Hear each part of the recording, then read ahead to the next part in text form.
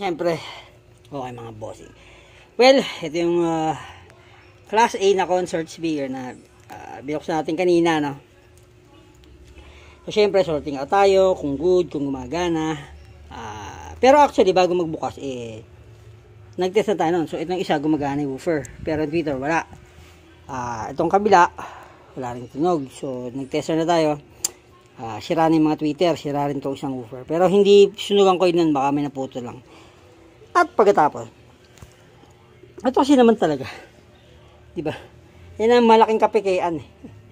Malaking kasi nung lingan yan. So, susubukan natin, may extra akong mga Twitter dito.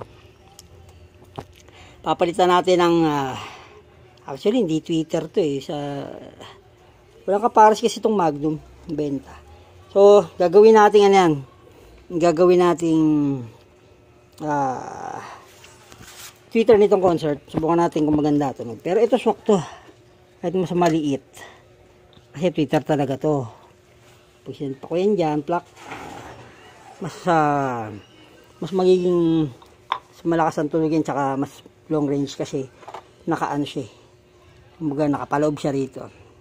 Malaking bagay ang ano yan. Kumbaga yung sound, yung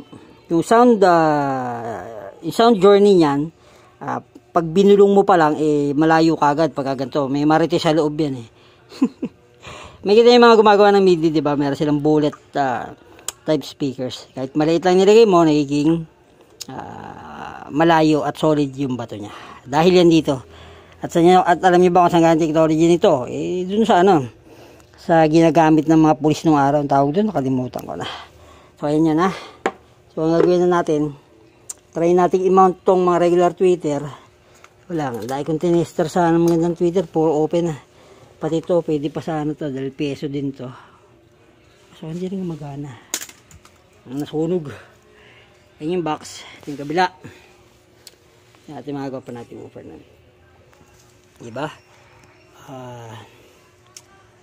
Testing na natin kumahi. Ito yung woofer Good ang coil niyan. Kasi pag pinrest mo, pag matigas na, wala na yan.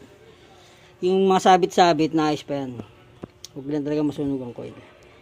So, di ba mga bossing? Testing muna. May update natin ang ating video. Gawin natin. Let's.